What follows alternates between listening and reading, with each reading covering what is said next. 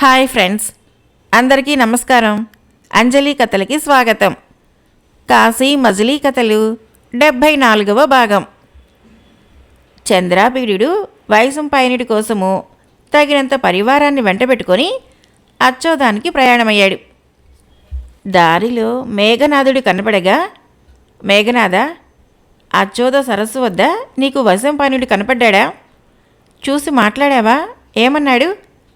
ఇప్పటికైనా పశ్చాత్తాపం చెంది ఇంటికి రావాలనుకుంటున్నాడా? నా మాట ఏమైనా సందర్భంలో వచ్చిందా? అతనికి తల్లిదండ్రులు జ్ఞాపకం ఉన్నారా అని ప్రశ్నల వర్షం కురిపించాడు. దేవా, తాము వైశంపాయనుడితో మాట్లాడి ఇచ్చే వచ్చేస్తాము అని నాతో చెప్పారు కదా. మేము సరేనని మేము విడిచి వెళ్ళి మీ రాక కోసం చూస్తుంటే ఎంతకు మీ రాకడలేదు.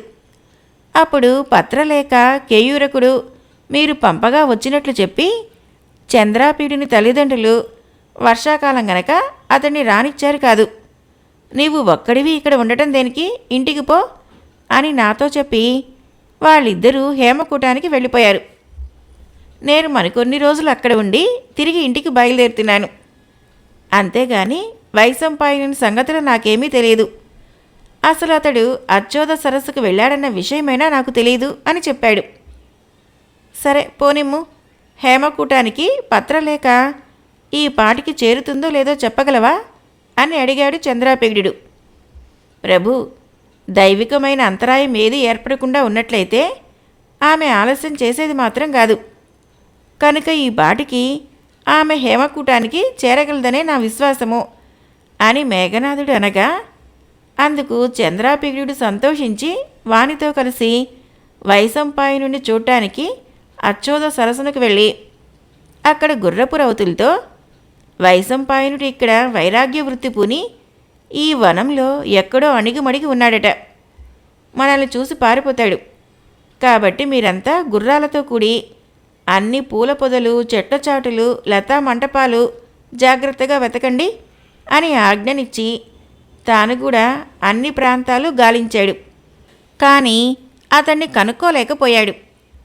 దాంతో అతడు బాగా విచారించి వైశంపాయనుని వార్త మహాశ్వేతకైనా తెలుసో ఏమో, వెళ్తే కాదంబరి విశేషాలు కూడా తెలుస్తాయి అనుకొని గుర్రపు రౌతుల్ని ఆ ఆశ్రమానికి కొద్ది దూరంలో ఉండమని ఇంద్రాయుధమనే తన గుర్రం ఎక్కి మహాశ్వేత ఆశ్రమానికి వెళ్ళి గుహ ముందు దిగి పలుచని వస్త్రాలు ధరించి లోపలికి వెళ్ళాడు. అక్కడకు చంద్రాపీడుడు వెళ్ళేసరికి పరిస్థితి ఇది. తరళికను కౌగలించుకొని మహాశ్వేత ఏకధారగా ఏడుస్తోంది. ఆ స్థితిలో ఉన్న ఆమెను చూస్తూ ఆశ్చర్యపోయి కాదంబరికి ఏదైనా జరగరానిది జరిగిందేమోనని భయపడుతూ మెల్లగా దగ్గరికి వెళ్ళి, తరళిక, ఈమె ఇలా ఉందేం అని అడిగాడు. తరళిక ఏమీ చెప్పకుండా మహాశ్వేత ముఖంలోకి చూసింది. అప్పుడామె మెల్లగా శోకాన్ని అణుచుకొని గద్గద స్వరంతో, రాజకుమారా, సిగ్గులేని ఈ పాపాత్మురాలు ఏం చెప్పగలదు? అయినప్పటికీ ఈ దీనురాలు వాక్కు వినండి. కేయూరకుడి ద్వారా మీరు ఉజ్జయిని వెళ్ళిన వార్త విని మనస్సులో చింతించాను. మదిర చిత్రరథుల కోరిక తీర్చలేకపోయాను. కాదంబరి కోరిక సఫలం చేయలేకపోయాను. రాజకుమారుని కోరిక తీరింది కాదు. నేను వచ్చి చేసిందేమిటి అని సిగ్గుపడుతూ కాదంబరితో స్నేహపాసాన్ని తెంపుకొని మళ్ళీ తపస్సు చేసుకోవడానికి ఈ ఆశ్రమానికి వచ్చాను. ఇక్కడ మిమ్మల్నే పోలి ఉన్న ఒక బ్రాహ్మణ కుమారుడు కనిపించాడు. అతడేదో వెదుగుతూ ఉన్నట్లుగా శూన్య హృదయుడై ఉన్నాడు. అతడు మెల్లగా నన్ను చేరి నన్నెప్పుడో ఎరిగి ఉన్నవాడిలాగా రెప్పవాల్చకుండా చూడసాగాడు. లోకంలో తమ జన్మకు, వయసుకు, రూపానికి తగినట్లుగా ప్రవర్తిస్తే నిందాపాత్రులు కారు.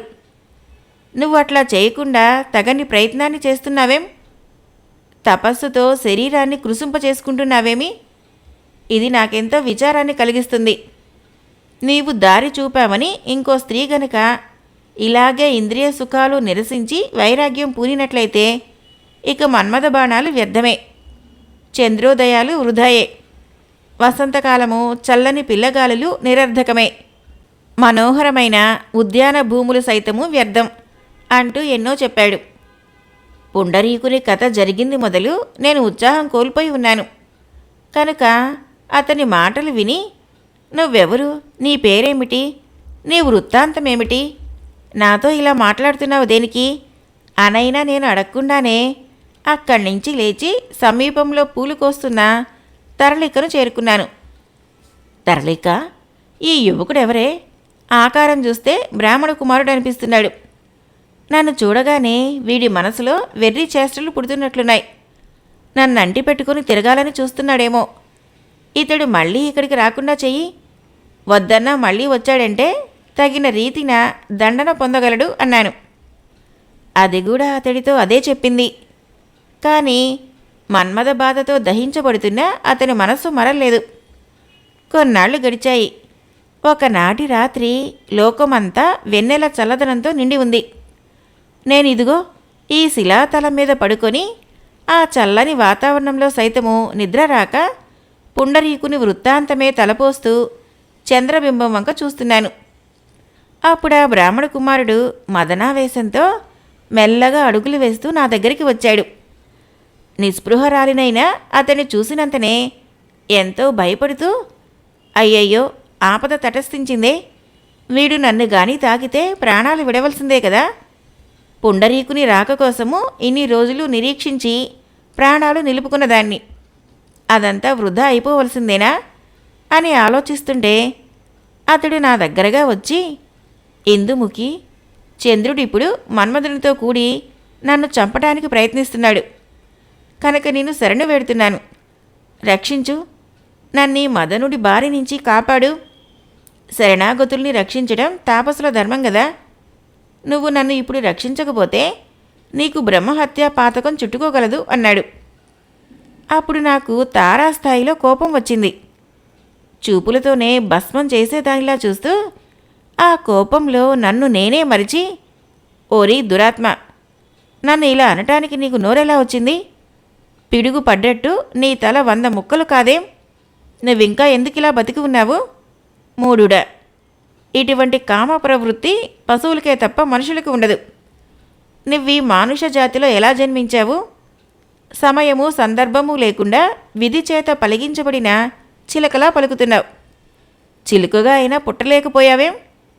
అలా జరిగి ఉన్నా నువ్వు నన్ను కామించేవాడివి కాదు కదా అంటూ చంద్రమండలం వైపు చూసి, దేవా, లోకపాలక, నేను పుండరీకుణ్ణి చూసింది మొదలు ఏ ఇతర దృష్టి లేనిదాన్ని అయితే, నా పంచప్రాణాలు అతని మీదనే నిలుపుకున్నదాన్ని అయితే, వీడు నా శాపం తగిలి హీనజాతి యందు జన్మించుగాక అన్నాను.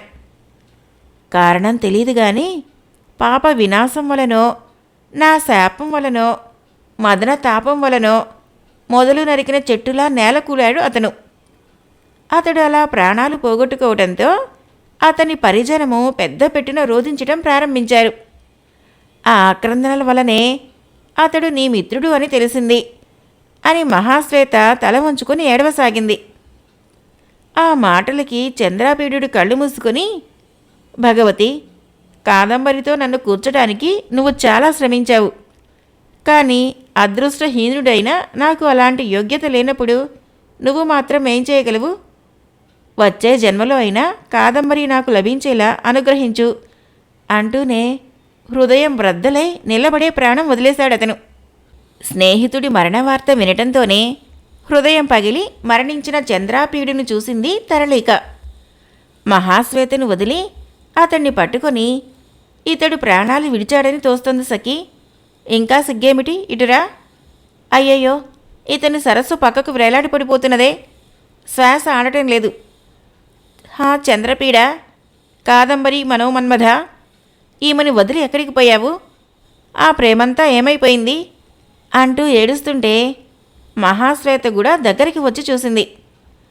చంద్రాపీడుని ముఖము వివర్ణం కావటం గమనించి తాను కూడా గాఢమైన శోకంతో చేష్టలుడిగి స్పృహ తప్పింది. అప్పుడు అతని పరిజనము అది తెలుసుకొని మహాశ్వేతను నిందిస్తూ గట్టిగా, రాజకుమారా, అయ్యో వైశంపాయన, తారాపీడ, సుఖనాశ, విలాసవతి, అయ్యో మనోరమ, మీకు ఎలాంటి ఆపద సంభవించింది? ప్రజలంతా భాగ్యహీనులో కదా, కటకట, ధరణి అనాథ అయింది కదా అంటూ రకరకాలుగా విలపించారు. చంద్రాపీడిని గుర్రం కూడా దీనంగా సకిలిస్తూ మాటిమాటికి అతని ముఖాన్నే చూస్తూ విచారసూచకంగా చిందులు తొక్కుతుంటే దాని కాళ్ల తాకిడికి ఇసుక రేణువులు ఎగరసాగాయి. హేమకూటంలో పత్రలేఖ వల్ల చంద్రాపీడుని ఆగమన వార్తను తెలుసుకున్న కాదంబరి ఎంతో ఆనందించింది. తల్లిదండ్రులకు ఏదో సాకు చెప్పి అందంగా అలంకరించుకొని పరిచారికలు సుగంధ ద్రవ్యాలతో వెంటరాగా కేయూరకుడు దారి చూపుతూ ఉండగా పత్రలేఖ చేయి పట్టుకొని నడుస్తూ, మదనలేఖ, ఈ పత్రలేఖ అంటున్న మాటలు వింటున్నావా? చంద్రాపీడుని విషయంలో నేను అశ్రద్ధ చేశానట. నా అవస్థ అంతా చూసి కూడా ఆ శీతల గృహంలో నైపుణ్యంగా ఆనాడు అతనన్న వక్ర భాషలు నీకు జ్ఞాపకం ఉన్నాయి కదా. నువ్వు అతనికి తగినట్లుగా జవాబిచ్చావు. అటువంటి చంద్రాపీడు చూడు నన్నెలా విమర్శించాడు. పోనీ తానే ప్రయాణం ఆపుకోవచ్చు కదా. తన కోసం నేను అలమటించిపోతున్నాననుకుంటున్నాడేమో. నాకు మాత్రమే అంత ఆతృత ఉందనుకుంటున్నాడేమో. ప్రియురాలి హృదయాన్ని గ్రహించలేని అతనితో నేను మాట్లాడను. అంతే, పాదాల మీద పడినా అనుగ్రహించను. మదనలేఖ, ఇంక నేనేం వినను. చాలా చిక్కులు పెట్టాక అప్పుడు పలుకుతాను అంటూ తానెలా అలుక వహించదలుచుకున్నది చెబుతూనే చంద్రాపీడిని చూడటానికి ఒక పక్క తొందరపడుతూనే మహాశ్వేత ఆశ్రమానికి వడివడిగా అడుగులేస్తూ నడిచింది. వచ్చేసరికి ఏముంది, శోక వాతావరణం తప్ప. విగత జీవుడై పడి ఉన్న చంద్రాపీడిని చూసి కాదంబరి అయ్యో ఇదేమి విపరీతం అంటూ స్పృహ తప్పి కూలబడిపోతుండగా ఆమె పడిపోకుండా తటాలున మదనలేఖ పట్టుకున్నది. ఇక పత్రలేఖ సంగతి సరే. కాదంబరి చెయ్యి వదిలి ఆక్రోశిస్తూ ఒళ్ళు తెలియక నేల కొరిగిపోయింది.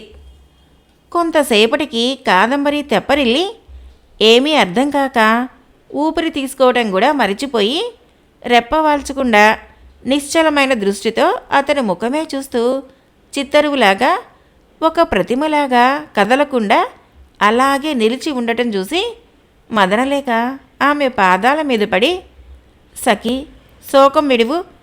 నీ హృదయం ఇంత విచారాన్ని భరించలేక బ్రద్దలైపోగలదు సుమా. ఇతడు చైతన్యం కోల్పోయి పరలోకానికి ఎగినట్లు కనిపిస్తుంది. ఇంకా ఇతని గురించి చింతించడం ఎందుకు?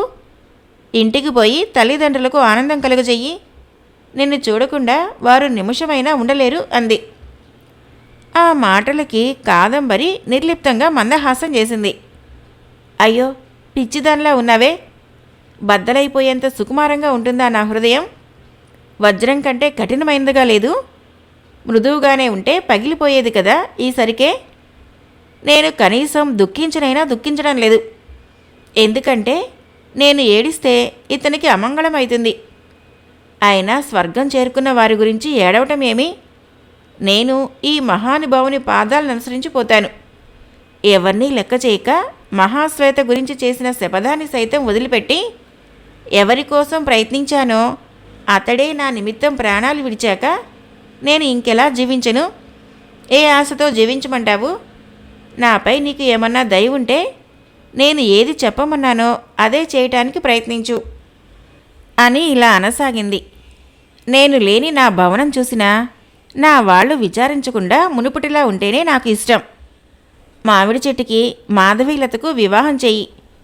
పడకటింట్లో తలవైపున వేలాడదీసిన కామపటాల్ని ముక్కలు ముక్కలుగా చేసేయి. నేను ముద్దుగా పెంచిన లేడి పిల్లలను తపోవనంలో వదిలిపెట్టు. నా క్రీడా పర్వతాన్ని ఒక మహాతపస్వికి ఆశ్రమంగా సమర్పించు. చిలుకులను స్వేచ్ఛగా విడిచిపెట్టు. నా అలంకారాలని బ్రాహ్మణ వనితలకు ఇచ్చేయి. నా వీణ నువ్వు స్వంతం చేసుకుని పాడుకో. మిగిలిన వస్తువులను నీ ఇష్టం వచ్చినట్లుగా చేసుకోవచ్చు. అంతేకాదు, నాతో పాటు నా వెంట తిరిగే హంసను ఏ ఒక్కరి వల్ల అపాయం కలగకుండా రక్షించు. ప్రాణసఖి, నువ్వే నాకు పుత్రుని వలె జలాలు విడువు.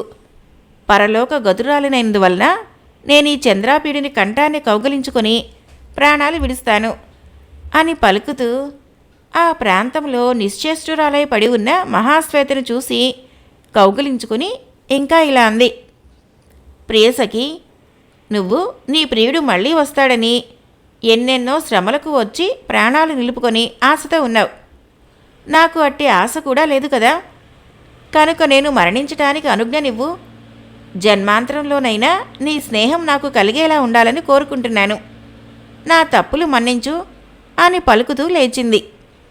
వనపుష్పాలతో అతనికి పాదపూజ చేసిన కాదంబరి చంద్రాపీడుని తలని మృదువుగా తన హస్తాలతో తొడ మీద పెట్టుకుని కూర్చుంది. ఆమె హస్తస్పర్శ వల్ల చంద్రాపీడుని దేహం నుంచి అద్భుతమైన తేజస్సు ఒకటి బయలుదేరి ఆ ప్రాంతమంతా శీతలమయం చేస్తూ అంతరిక్షంలో కలిసి ఆ శరీరం ఇలా పలికింది. కాదంబరి, నువ్వు చింతించవద్దు. చంద్రాపీడు శాప కారణంగా ప్రాణాలు పోగొట్టుకున్నాడు. అతడి శరీరాన్ని నువ్వు విడవకుండా కాపాడుతూ ఉండు. శాపాంతం జరిగినప్పుడు తిరిగి జీవిస్తాడు. కనుక ఈ శరీరానికి అగ్ని సంస్కారం చేయొద్దు. నీ చేతి స్పర్శ వలన ఈ తేజస్సు తప్పకుండా ఇలానే నిలిచి ఉంటుంది అని వినిపించేసరికి అందరూ రెప్పలు వాల్చక ఆకాశం వైపు తల ఎత్తి చూడసాగారు. ఆ తుషార శీతలానికి తేజస్సుకు పత్రలేఖ కూడా తెప్పరిల్లి లేచి ఏదో ఆవేశించిన దానిలా పరుగులు తీసి ఇంద్రాయుధం అనే గుర్రం కళ్ళెం పట్టుకొని లాక్కుపోతూ చంద్రాపీడుడే లేకపోయాక ఇక నువ్వు నేను దేనికే అంటూ దాంతో కూడా ఆ సరస్సులోకి దూకేసింది. ఆ వెంటనే అందులో నుంచి మునికుమారుడొకడు బయటికి వచ్చి దూరంగా ఉండి చూస్తున్న మహాశ్వేత దగ్గరికి వెళ్ళి శోక గద్గద స్వరం ముట్టిపడుతూ ఉండగా, గంధర్వరాజపుత్రి, నన్ను ఎరుగుదువా అని అడిగాడు. అప్పుడు ఆమె ఆనందము శోకము మధ్య ఊగిసలాడుతూ గబగబా లేచి అతనికి నమస్కరిస్తూ, దేవా, కపింజల, పాపాత్మురాలైన నేను ఇట్లా సిగ్గులేక పుండరీకుడు స్వర్గగతుడైనా జీవిస్తున్నాను. అతడెక్కడికి పోయాడు? ఎందున ఉన్నాడు? నువ్వు ఆయన్ని చూసావా? అతన్ని విడిచి నువ్వు ఒక్కడివే వచ్చావేం అని అడిగింది. అప్పుడు చంద్రాపీడుని పరిజనులు అతన్ని చుట్టుముట్టి వింతగా చూడసాగాడు. కాశీ మజిలీ కథలు 73వ భాగం సమాప్తం. రేపటి భాగంలో కపిలంజుని కథ చెప్పుకుందాం. ఫ్రెండ్స్, నా కథ నచ్చినట్లయితే మన ఛానల్ని తప్పకుండా సబ్స్క్రైబ్ చేయండి, లైక్ చేయండి, షేర్ చేయండి, కామెంట్ చేయండి. Thank you.